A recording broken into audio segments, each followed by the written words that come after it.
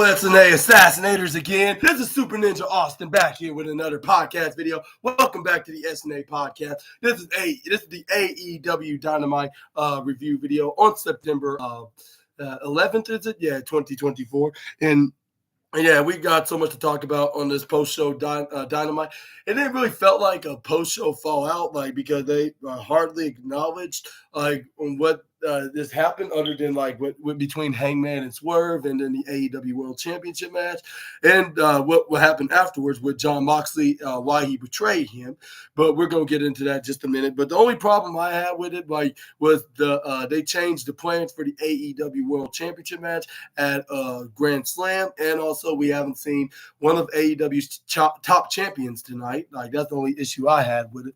But other than that, it was still pretty good. Like, it's still gonna get a high rating for me, not the highest I would normally would give it, but something that I would give it like just for the pretty entertaining decencies. And I'll say if you ask me what's my favorite part about tonight, is likely I'll say the learning tree storyline with Orange Cassidy, and the main event tag team gauntlet match. This is their first time, and they knocked it out of the park for sure. It was definitely a heavy, hard-hitting main event. It was wonderful. Like, it tied with the Ricochet versus Sammy Guevara match. I'll say, yeah, like, it's the number one spot on the match. And then in the women's eliminator match, even though it was not like at expectations of a potential women's championship match, but it still delivered as well perfectly. But it's where we got them kind of recapping what happened on All Out, but not much, because it was so quick. But they were primarily talking about, well, with Jon Moxley, after he attacked him and suffocate Bryan Danielson right into the in the ring after scaring off Christian Cage. That's where then Jon Moxley like.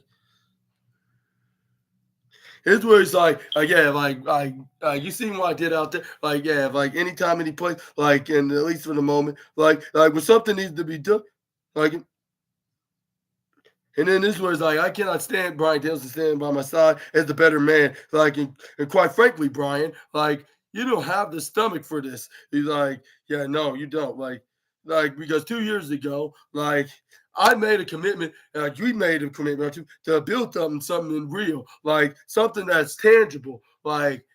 But like something that was going to last forever, like for years after years and years and years, like long after we're gone, Bryan, like something that's understandable, like something that we can take pride in, like an idea that couldn't be destroyed or subjugated, like something that we could be proud of for the both of us, but not for money, like not for recognition, because that was something worth doing, Danielson.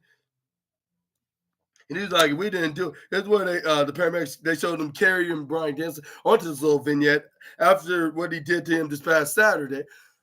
And this is where then Jon Moxley continues saying, like, when I look around, like all I see is the ego, like, out of control. Like, everywhere I look, like, it's crawling with egos out of control. Like, and I can't take that anymore. And that's where and he's like, and let her know, like, when build something, you mean, like, it's our mentor. Like, yeah, called Bryan Danielson, like, the perfect wrestler. Like, Bryan is a lot of favors, like, and but you saw yourself, like, and man, and me and I, like, we far from perfect. Like my mentor once told me, like we are who we are. Like, we can't pretend to be anything else. Like, just to make others happy. Like. And I know that, like, I'm not no hero, and I'm definitely no villain. But now, like, I know why God put me here in this position. He's like, I'm the one true king of this land, in this profession. And he's like, we try to do it your way, Bryan, as you as a leader. Like, the prophecy has failed. Like, but today, like I choose more than Bryan. Like, in his word, then he walked out of there by getting to the back of the trunk into this Jeep SUV. But here's where we got Darby Allin. They showed Darby Allin making it inside the building. Like, I don't know why did they showed that for, I guess to show that he's getting ready to go face to face with with the former AEW World Champion that stabbed his friend right in the back, which is Bryan Danielson.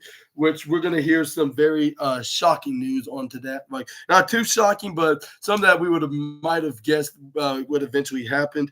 Like if we put two and two together, but this is where we got Brian. This is where Christian Cage then came out. This is where he's like, "Everybody, shut your mouth while I conduct my business." And while Tony Schiavone was holding on to the microphone, this is where he start like on the microphone, like but the fans start giving him a very what's that? Giving them a very dislike and disdain of a response to the former trios champion and TNT champion. It's where he's like considering on the what the like I've been holding this company on my back from the last year and a half. Like most people would have said that is true, but now that I have this contract, like I say, like it's undeniable. And that's where fans are, oh, that's the fact. This is where the Christian Cage is like, yeah, like as far as Wembley goes, it didn't start off the way I planned it to be, or the way that my family when me with our trios championship was stolen for us. But we rallied, like, and I won the gauntlet match. He's like, but something very interesting happened in that gauntlet match, and I have to tell you guys, like when Killswitch grabbed me by the throat for a choke slam, like, and then he squeezed like my throat. I looked right through in his eyes, and then the fans are chanting, "What?" Like if Kurt Angle was in the building, but luckily he wasn't, or else his night would have been ruined. But this is where he's like, I think what the thing like within the last 2 years in it, like the light bulb finally went off, and that's why fans are like, what? Like repeatedly. This is where he's like. And this is where the Christian Cage like, and yeah, that's when he realized who exactly he is, like, and that's what I need him to be. Like, he is a monster, like he's a wrecking machine, like he is a killer in this game, like he is the most complete big man in the business today, and he belongs to me and the patriarchy. And that's where then Tony Schiavone's like, and then this past Saturday at All Out, like you came out after Bryan Danielson successfully defended the world title against Jack Perry, like looking to get your shot, but like that unfortunately did not happen for you. Like, do you have anything to? That's where then, and then that's where then they start chanting. That's where they start chanting some very unpolite words. This where it's like this where it's like. That's where the Christian Cage is like, for our fans, like where the fans are chanting Luchasaurus, which that's Killswitch's old name. That's where it's like, his name is Killswitch, like, and you need to show, these fans need to show some respect, like, and you were right. Like, I was about to sign this contract and make it official, like, but I realized that wasn't the right time to get played. That's where the fans was like, yeah, like, oh no, like, you just, we're not trying to get your ass handed to by the former teammates of Bryan Danielson. This where the and this is where it is like, and you, Danielson, like if you think that suffocation was bad, like imagine what I'm gonna be doing you to take that world heavyweight championship that I've been trying to chase after for the last 3 years. And then this is where it continues. In fact, Brian, like I'll beat you so absolutely bad that you wish your white brief was the one that had CTE. And that's where fans are like what? Like you're just getting worse, like where these insults to family members, like it's already bad enough you talk about these young guys like having deceased fathers, like, and now you're talking about like wishing that your opponent's wife or should have some kind of what's that mental breakdown or something. Like, what kind of man are you? Like, sheesh. Like, this is what Christian Cage was like. Yeah, yeah. She would wish that she don't have to. She'll be the one to understand like the stupidity of you, Brian. And then and he's like, in Lexington, I give a little reminder, like, and not only I'm the face of TBS, now and forever. And I was like, is that so? Like, I didn't know you were TBS champion. I thought it was the CEO that was. But this is where the Christian Cage then continue on the promo saying I am the reigning, defending, undisputed next AEW World Heavyweight Champion. And then this is where he ended the promo with that said. And I want to ask you this question. When do you think Christian Cage will cash in his gauntlet contract to try to attempt to become the AEW World Champion? Let me know in the comment section right down below. But this is where we got Renee Paquette was in a backstage interview with the Don Callis family and Will Ospreay. This is where Edward and Don Callis. I have an idea. Yeah, that's a good reason why I'm gonna talk. I've got you. Like, yeah, this would like this because I want to ask Will Ospreay that this is gonna be the best match he's ever been in. Like even like over the likes facing the likes of MJF, Bryan Danielson, and Swerve. Like and then since there's the Gauntlet tag team match later on tonight in the main event, and I was like, yeah, and he's like, and then the great Kyle Fletcher here, like and then the Aerial Assassin, they're also like, why don't y'all just team up together and then win the tag team goal? And this was like I would love to but I have a lot of things on my show. This is too quick to answer this question right now. But perhaps I should like he was like yeah I need I have to focus on Ricochet right now because like he could potentially be my next challenger. But I appreciate the offer of you doing this. Like I would do this, but I got to. And this where then and this where he said like yeah I knew you were gonna answer that, but I also didn't want to do you the favor. Like, and you promised me a favor in return, right? And I guess that this is the favor now asking you for now by with him convincing him to make it fair, like him doing him a favor. And I said, like, you wish it would be offered. This is what Kyle Fletcher didn't try to convince him better. He was like, yeah. He was like, look, Ospreay, like you made an established name for yourself here ever since joining AEW. Like, and yeah, I'm getting tired of like that everybody thinks I'm just the second best guy to you like next to you, of course. Like none of these people like knows, like let alone this whole entire locker room how great I am. And they don't know how great you are. Like we teamed in 4 different countries, Will. And there was not a single person I would rather be AEW World Championship than other than you. And he's like, what do you say? And he was like, okay, since y'all put it that way, like okay, like I'm in. That's why he gave both handshakes to Kyle Fletcher and Don Cal. That's what he tried to do the same with Takeshita. That's what Takeshita was like, nah, I'm not really a handshake guy, which there's nothing wrong with that in some capacity, even though it kind of was a little rude, but I'm gonna have to give him his flowers for what he did later on in that night. But I'm gonna get into that in just a moment. But anyway, this is where we got this is where then we got Jack Perry then came out because he had an open challenge TNT Championship match against somebody that steps up to him. This is where it was none other than the man of the hour himself, Lio Rush. After he came out, this is where we started off with Jack Perry Irish whipping what's his name? Lio Rush right into the upper left side, trying to go for a running splash, but this is where Lio Rush smartly dodged out of the way. He had a couple of right hands repeatedly until he went right into the gut, but this is where he gets sent right into the upper left side, actually. This is where he tried to go for a knife-edge chop, but this is where he dodged him. This is where we got, what's his name? Lio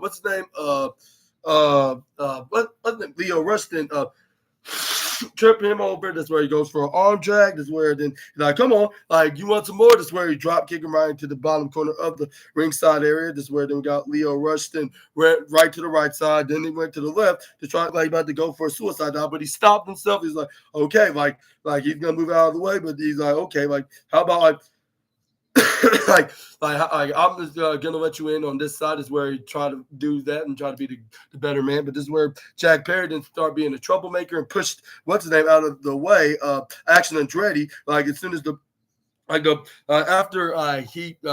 before he even got back in the ring, but this is where Lio Rush not like that. He springboard flip kicked him right onto the outside. That's where Action Andretti's like, yeah, like you see what goes around comes around. This is where Lio Rush was like, no, like don't get too close. Like I don't want you to get in trouble. Like just allow me. And this is where Action Andretti's like, okay, like I'm gonna leave it to you. This is where we got Jack Perry then sent him right to barricade like in the top corner. As soon as he tried to have some grasp onto Jack Perry, but this is where Jack Perry went for a draping DDT. But this is where he ends up getting hit back first, right onto the aprons. Once what's his name, Lio Rush on his legs off the apron. Here's where he goes for a leap up, but this is where he gets super kicked right into the face by Jack Perry. This is where he goes for a surfboard swinging DDT, but he end up hit with a crucifix face buster right into the hardest part of the ring, right onto the ring apron. I was like, ow, like that's very painful. Like I'm not sure like how he still survive off of that hit from the hardest part of the ring. Like, and it's called that for a good reason. But it's where we got Jack Perry then continue his offense right in the ring, hitting every maneuver that he can. But this is where we got Jack. This is where we got Action Andretti start grabbing onto Jack Perry's leg. I was like, what is he doing? Doing that? Like, he's not the heel into this rivalry. This is where then Jack Perry didn't start being a smartass, but by repeating after Aubrey Edwards, like if she told him to, which she didn't. This is where she was like, this is totally out of your league, like action. Like you leave me no choice. Like you head back to the locker room with your top 5 boys. Like you are ejected. This is where he did the point right there. Get out of here. This is where Action Dre's like, but I didn't do anything. And I was like, oh brother, like, hey, did he really just got himself in? Like, he really got himself in trouble. Like, how that's possible. Like, and this was totally, we're not in Kansas anymore, Toto moment. But this is where we got Jack Perry try to go over suplex, but he gets countered to an inside cradle by Lio Rush. This is where we got Jack Perry try to go for a right hand, but he hits a double hands to the face, and then he try to, but this is where he try to Irish him to the bottom corner, but Jack Perry charges through him instead right to the bottom corner. This is where he goes front to the right side. This is where Jack Perry tried to spear him right outside, but this is where he dodged and sent him out. This is where Lio Rush then hit a suicide dive right onto the current TNT champion. It's where he hit the second consecutive suicide dive after hitting the first one, sending him back first and crashing right onto the right corner side barricade. This is where then we got Lio Rush then hit his dive after hitting the Spanish fly. Oh no, it was the Spanish fly actually, but after he Irish him right to the upper right side, bounced right off of it. Then he hit the Spanish fly, tried to go over a pin, but Jack Perry kicks out at 2.7. Lio Rush was like, oh come on, like, and then it's where then he is like, okay, like I got something to hit on Jack Perry. That's where he then tried to go for a surfboard DDT, but he ended up getting countered, get hit with a crucifix face buster again, but this time right onto the middle turnbuckle in the bottom left side. It's where he tried to go for a quick pin, but it's where Aubrey Edwards count to 1 and count to 2, but but Lio Rush kicks out at 2.8, and this is where then Jack Perry's like, oh, that's nice. And then this is where then Jack Perry lifts up, what's his name? Lio Rush. This is where he hits him with the Snapdragon suplex. This is where then he's like I see you out there, like, including you, the guy that I just got fired, like around this time of the year, like with that cheeky grin, start pointing the cameras, like, I believe he was trying to take a page out of Kenny Omega's playbook when he did this. This is where then he did another Snapdragon suplex, thinking that he's the next Kenny Omega in this new reincarnated version of the Elite. Which even for that, like, I don't think he can replace the cleaner and former AEW champion. But this is where we got Lio Rush to start elbow striking him right to the face out of this Snapdragon suplex. But this is where we got Lio Rush to try to go right between his legs, hits a what's that? Reverse Hurricane Rana, Poison Rana, I believe that's what it's called. This is where Lio Rush like, I think I hurt my own head by hitting that maneuver. This is where then Lio Rush then got back up. This is where then he bounced right to the bottom corner. He tried to go for a springboard stunner, but this is where we got Jack Perry. He came in and hit the running knee, and then he went for the pin after he came from the bottom corner ropes and hit the maneuver and got the 1, 2, 3 and still your TNT champion, the scapegoat Jack Perry. I have to give him a round of applause for him, like, in this very entertaining match. And I would give this match the 3rd place spot. Why the flub not? Like, yeah, like. Even though, like, I'm not the biggest Jack Perry fan, like, and maybe one of the reasons why is because he's teaming with that good for nothing bitch man. Like, I'm sorry that I had to say that, but anyways, yeah. But yeah, there was still a pretty good match, despite his reputation, like, in him being like the rebellious man or boy, I should say, in all of AEW. But yeah, I'll give it the 3rd place spot. It was really good. Like, but no match to the Ricochet versus Sammy Guevara and the tag team gauntlet match and Queen Amanada taking on what's her name, Mariah May. But this is where we got Jack Perry. Then went backstage after the match. Is where then we got Alex Marvez. Then they're like, yeah, that was a huge, excellent tag. And that's where then Jack Perry's like, everybody has been crucified in this life, like, and we should be worshipped in this nation. And I was like, who do you think you are, Jesus? Like, you could be anybody but the Son of God, like himself. Like, so, like, I don't think that would be a good idea of thinking that you're the next savior in this world. But I'm just saying right now, like, maybe probably not a good idea. And plus, you probably get struck down by lightning. But anyway, this is where we got Jack Perry then drive out of there in this little black scapegoat bus. I believe that's what it's called, because that's what Excalibur calls it.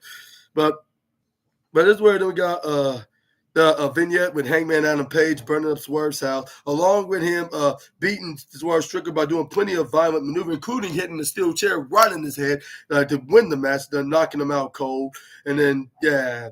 And this is where we got Hangman Adam Page was in backstage, causing some chaos. But it all started with Renee Paquette stopped him right into the middle of the hallway, like to get some get some answers from what just happened at All Out when he took out Swerve Strickland in that steel cage match. In that unsanctioned lights out match. And this is where then Hangman Adam Page then answered, like, if I have found like 1,000 houses like that Swerve Strickland that he's like, if I saw like Swerve Strickland bought like 1,000 houses, I would have burnt every single one of those houses. And I was like, wow, like he really commit arson just to try to break down Swerve Strickland. Like, what a total heartless criminal. Like, just saying, like not trying to be biased here, but just saying, like, that's not a good idea. You could do anything just to bring down the former AEW World Champion, but committing a crime is not all that worth it. But he's kind of, the way he said it sounded like something Drew McIntyre would say, like if CM Punk bought like thousands of houses, and then we can see the Scottish Warrior will burn every single one of them. But this is where we got Hangman Adam Page continues like, and the cage I couldn't have, like, I could have eternity like take the chance and punish him like what he did to me and my family. And he's like, and this word while breathing in and out, he's like, and I meant every single word what I just said, like, and I meant every bruise that I beat that every single fresh into his body. Like, and I dropped your blood that I stole from you. And I meant every single word of it. Like, and he's like, and every person that supports you, that witnessed this for themselves, like, I want to, he's like, no, there's no mistake that I meant it. And he's like, now I speak to you. And like, all of you people, like, if you got in my way, like if you stood between he and I, he's like, and if you tried to protect Swerve Strickland, and for me, like, you're gonna fight you, and then I'm gonna punish you, and I'm gonna hurt you. And I was like, dang, like he turned into Liv Morgan to Drew McIntyre of AEW, like what he did to Wade Barrett this past Monday Night on Raw, saying like you tried to stop me from destroying CM Punk, and then you made me frustrated. But the next time if you do that, you're gonna make me angry, and I'm gonna have to hurt you. Or so, like something similar. And I believe everybody's gonna be saying that they copied this line from that night on Monday on a Monday Night Raw. But this is where, like, before Renee Paquette can even make a report out of this, is where she saw Hangman Adam Page attack a rookie or an enhancement talent of some sort. This is where she was like, hey, man, what the hell was that all about? And this is where then he did not show any remorse. This is where he stared at him, the hello, old friend. This is where then Evil Uno's like, we don't know who the hell you are. And this is where then he's like, whatever. This is where Jeff Jarrett went face to face once he walked off from them. This is where he's like, my family's been in his business for in the professional wrestling for 3 generations now. Like, you've seen a lot of guys that went to the exact same path, like deep and dark and demented outlet. Like can you go in that extra mile? Like, it all end up in the exact same place. Like, for guilt, full of shame, and again, full of remorse and regret, not to mention. And this word then he added, say, Paige, like, you are gonna regret, like, the day that you made the head. That you made cause hell, like, to Swerve Strickland, like when you burn that house and burn this house. And he's like, you're gonna find out, like I did, like in a lot of guys before me, that the toughest, most like ruthless son of a ruthless SOB that you will ever face in your life. And, like, it's the man, like, in the mirror. And then that's where then he even mentioned about, like, you also, like, not only did the heinous crime to swerve, but you put your hands on my wife, and I did not appreciate that. And the next time you do that, like then you don't leave me no choice but. And then this is where, before he can even answer that, this is where Hangman Adam Page hit the right hand right to the face onto Jeff Jarrett, started hitting some axe handles right to the back of Jeff Jarrett. But Jeff Jarrett then snuck a right hand to the face of Hangman. But this is where Hangman Adam Page then grabbed onto him and threw him right over the what's that little basket that had these pipes and stuff on it. This is where it was like. It's like you don't tell me what I need to do. Like you need to you need to do me a favor and retire before I put you in that position. And that's where then luckily Jay Lethal and his wife Karen Jarrett was there with her screaming like stop, like get out of here. And then that's where the security had to pull him out, like if they're about to arrest him, like if they're the police officers. But that's where Top Flight came in. They're like, what the hell just happened? Like what's his problem is? I'm like, yeah, like good point. Like he got some very what's that? I'll say worse, unforgiving issues, more than Drew McIntyre does at this time. But anyway, this is where we got and turned Commander with a K around. Is where she arm dragged him so bad. Like if he was the female that. He's the female of the team of Private Party and Commander with a K. Nobody's not a female. I'm just making a statement, which I'm not sure if it made any sense. But yeah, she slammed him so hard that you probably think he's a female luchador rather than being a male. And then this is where then we got Claudio, John Moxley, and Pac. Then they came in and. Well, we got Pac then hit a boot right to Mark Quinn, while we got John Moxley and Claudio Castagnoli then took care of Isaiah Cassidy. And then we got this is where Claudio Castagnoli then grabbed onto one of the enhancements and with that flapjacked him right onto the barricade. And then this is where we got Marina Shafir then went for a guillotine choke right onto the other one. This is where the Pac then went on the microphone and was like, enough is enough. Like, now this company, like, is broken. Like, and while breathing in and out, and this is where then he continued saying, like what happened? Like Saturday, like and all out. Like that was inevitable. Like we're like by inevitable. Like of a brother of this festering of an environment. Like and as for my well, I have already lost like for a very long time. And then he's like, but not anymore, Jack. Like. And now I have something to believe in, and it's the man right now standing right by that has a purpose. And then this is where then he continues saying, like, well, thinking, like, and focusing on what else he's saying on this line, on this promo for the next 5 seconds. He was like, and he's like the most, like, so, like, yeah. He was like, so, like, as a further ado, ladies and gentlemen, like, this company is now ours. And I was like, really? Like, y'all trying to do a hostile takeover? Like I don't know if that's gonna even work. Like, even if you did took out the boss man himself, Anthony Khan, but we're just gonna have to wait and see about that. The only way I can see that happening, like if somehow like they did the angle, do an angle like with Shane McMahon, it turns out to be the mastermind into this hostile takeover with John Moxley, Marina Shafir, and Pac and Claudio Castagnoli are the reason why they're breaking havoc and attacking everybody in the locker room and then claiming AEW is theirs. But we're just gonna have to wait and see. If you let me know in the comments below if you think that Shane McMahon's gonna is gonna be the manager of this group, or do you think that they're gonna not have a manager in whatsoever of this new version of the Blackpool Combat Club, even though it's not called the BPCC, but it's called they're called a different name, which they probably did not reveal. Well, I would say John Mox, they did cut a promo about this, but they did not. They did I want to say they did a segment, but they did not introduce themselves with their new faction, the name of their new faction, I should say, because John Moxley was too busy with Darby Allin later. But we're gonna get into that later and then talk about the shocking news about them. But we're gonna move on to the next slide first, which is which we got somebody in a Bentley convertible, then a blue Bentley convertible, then drive into the parking lot garage in the building that AEW was it was hosted like which was in Lexington, Kentucky, which was none other than the teacher of the Learning Tree and his students, Chris Jericho, and the Redwood Big Bill and Bad Apple Brian Keith. And then Brian Keith hilariously was sitting right onto the back of the on the top of the seats, like when Jericho was driving. And I was like, yeah, this guy, this is why this guy is one of the best wrestlers in AEW. Whether if it's his persona or his ability fighting in the ring, like this is why he's the best. They have him into this. This spot is the bad apple. Like, yeah, like hope we see more of it.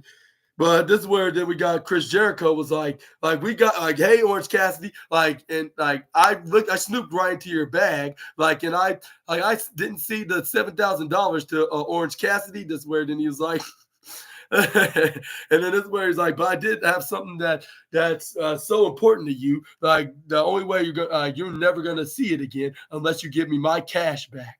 And then and I was wondering like what's inside his backpack besides $7,000. And I was thinking like, is it the biggest and largest the world's largest and biggest orange like that has ever been grown in a garden in America or even the whole entire world.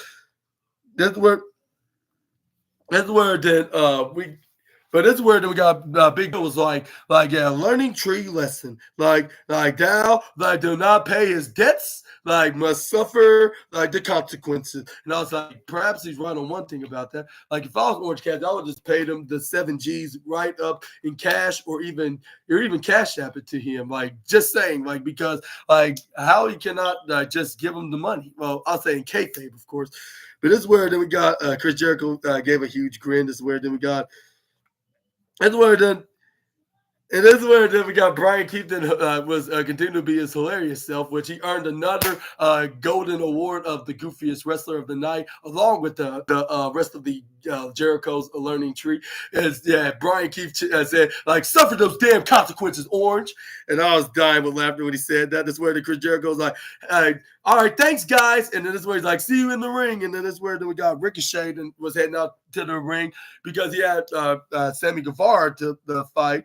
And then, I was like, yeah, this match definitely stole the show right here, along with the tag team match. And I was saying, like, hopefully we see these guys being in action with one another more often, but maybe next time for a particular championship, even if it's for the Ring of Honor championship, it wouldn't be all that bad. I don't think if it's a downgrade rather than being an upgrade, because I see some high stuff with these two guys, especially the one and only one. But anyway, this is where we got the match started with.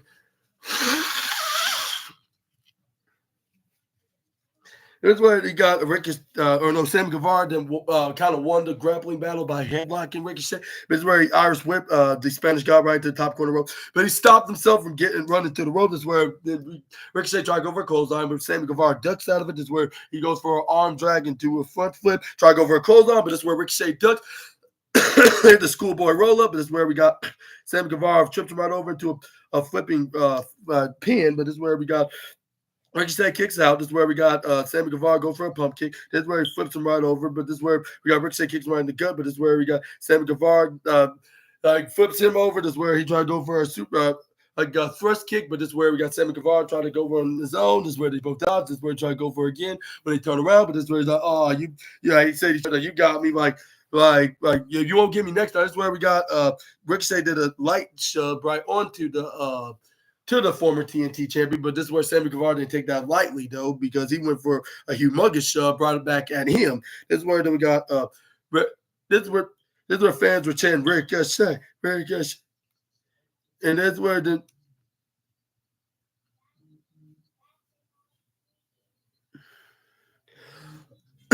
but this is where then got Ricochet then started kicking Sammy Guevara around like hit a heel kick, and then he hit a super kick right into the midsection. He tried to Irish whip him right to the left side, but he gets countered by Sammy Guevara. Sammy Guevara goes for a rolling flip dodge right onto Sammy Guevara. This is where he goes for a flying head scissors onto the Spanish God. He goes for a kip up. This is where he hits a drop kick right onto the center right to the left side. This is where Ricochet was like, I see him right into the. I see him right in the left side, but I'm like,